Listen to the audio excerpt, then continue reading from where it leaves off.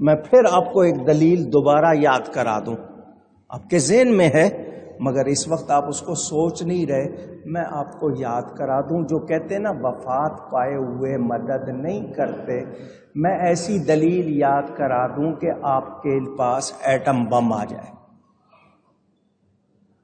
سننا چاہتے ہیں؟ معراج کی رات نمازیں کتنی فرض ہوئی تھیں؟ 50۔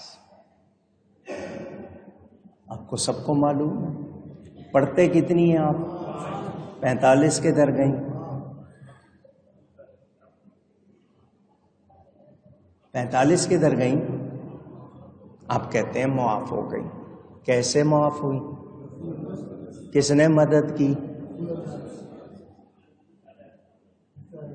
حضور صلی اللہ علیہ وسلم نمازیں لے کر آ رہے ہیں،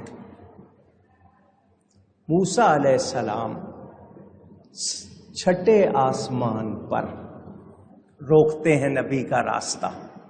حضور ذرا ٹھہریے،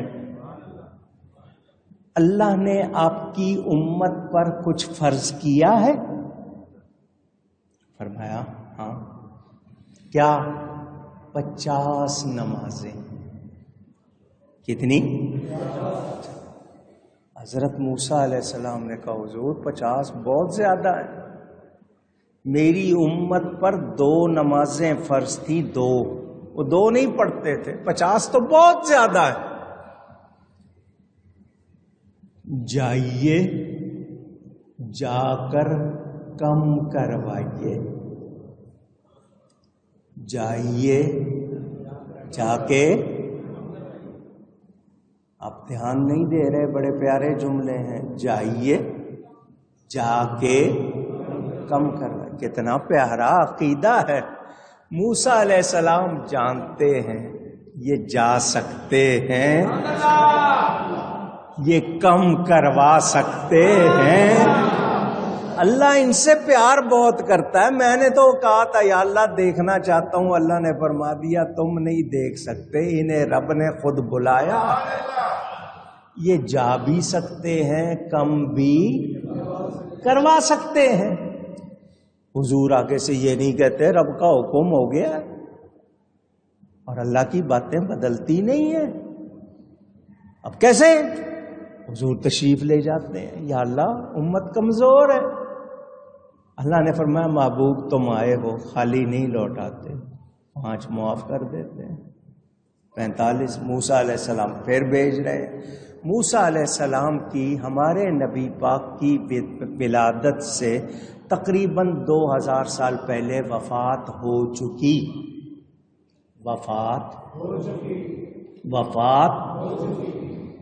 وفات پائے ہوئے نبی نے مدد کی یا نہیں کی؟ 5 معاف ہوتی رہی، 9 مرتبہ حضور گئے، 45 معاف ہو گئی۔ اللہ نے فرمایا محبوب ہماری بات نہیں بدلے گی، کیونکہ ہماری باتیں بدلتی۔ امت سے کہیں پڑھیں 5 لکھیں گے 50، ثواب 50 کا ہی دیں گے، ہماری بات بدلتی نہیں۔ آپ آئے ہو، آپ کی پیار میں جو بات مانی ہے، 45 معاف، 5 پڑھیں لکھیں گے 50۔ اگر موسیٰ علیہ السلام مدد نہ کرتے، حضور لے آتے، پڑھنی پڑتی یا نہیں؟ اونچی، تو مدد کی یا نہیں کی؟ تو جو کہتے ہیں وفات پائے ہوئے مدد نہیں کر سکتے، ان سے کہو 50 پڑھو۔ کتنی پڑھو؟ 50۔ 45 معاف ہوئی ہیں وسیلے سے، اور وسیلہ بھی کس کا؟ وفات پائے ہوئے نبی کا۔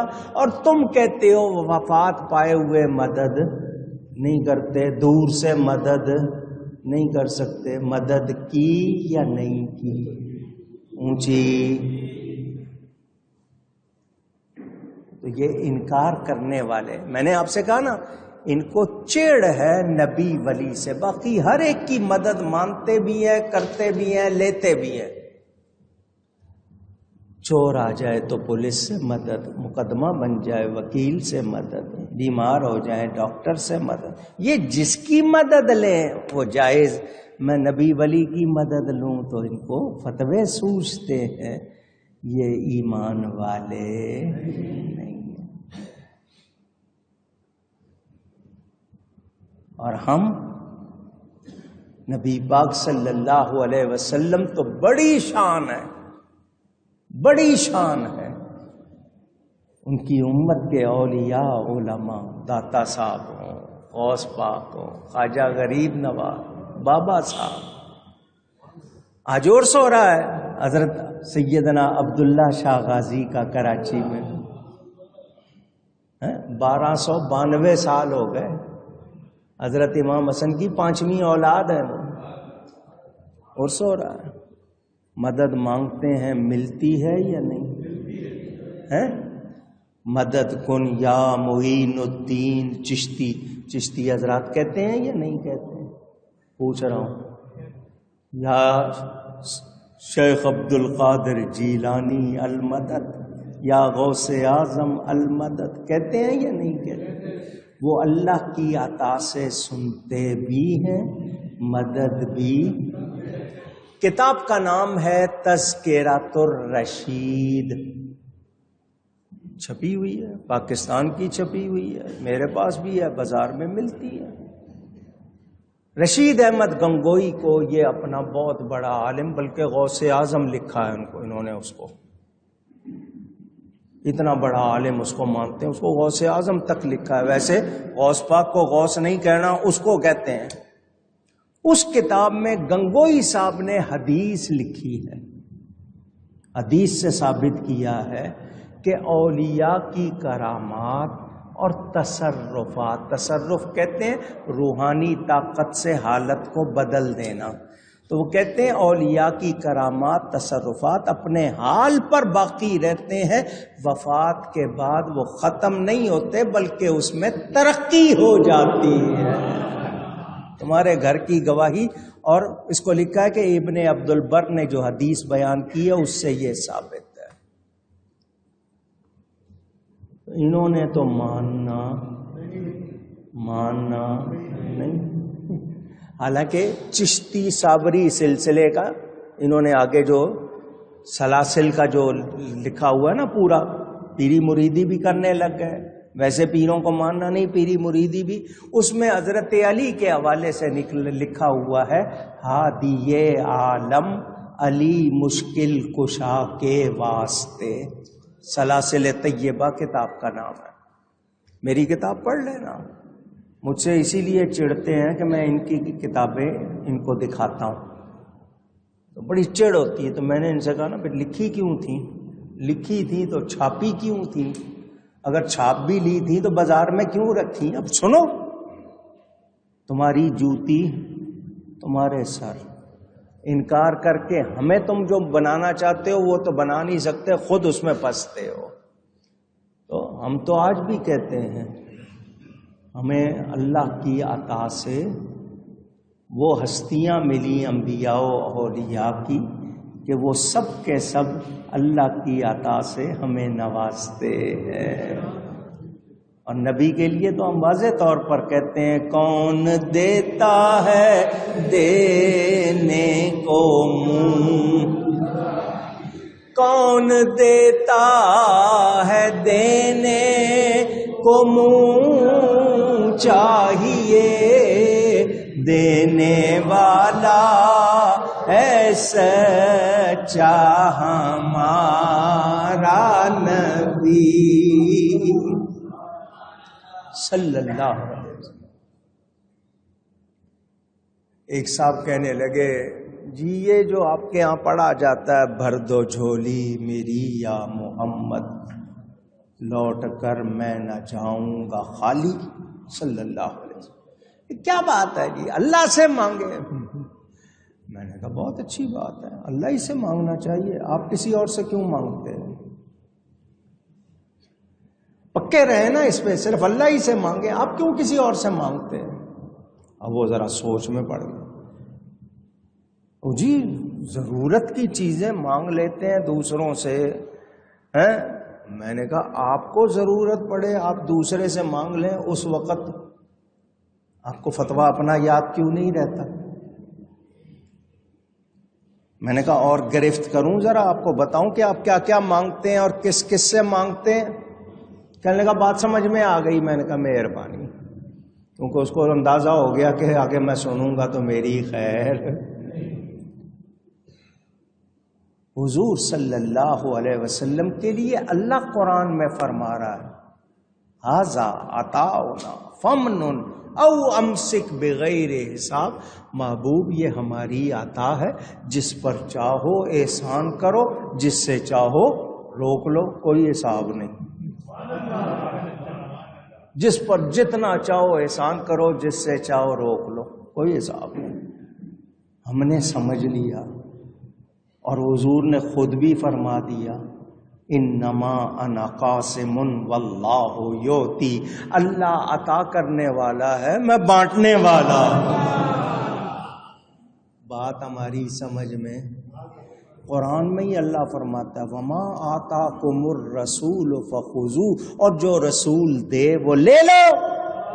تو اگر رسول دیتا ہی نہیں تو اللہ کیوں فرما رہا ہے لے لو؟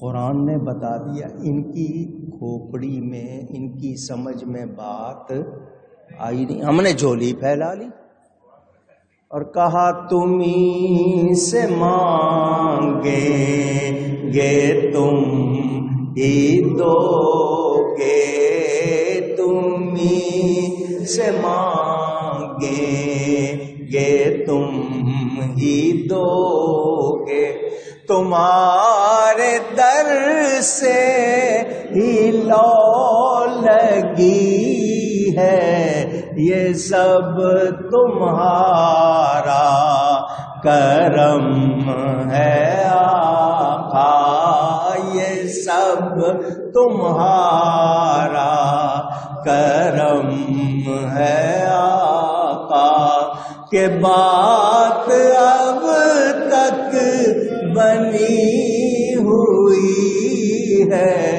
یہ سب تمہارا۔ اللہ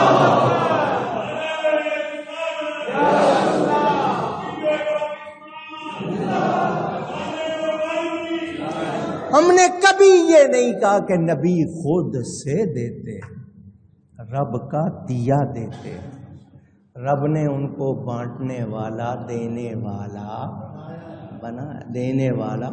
صحابہ مانگ رہے، حضور سے مانگ رہے، حضور فرماتے ہیں سل مانگ، وہ آگے سے مانگ رہے ہیں اسالوں کا، آپ سے مانگتا ہوں۔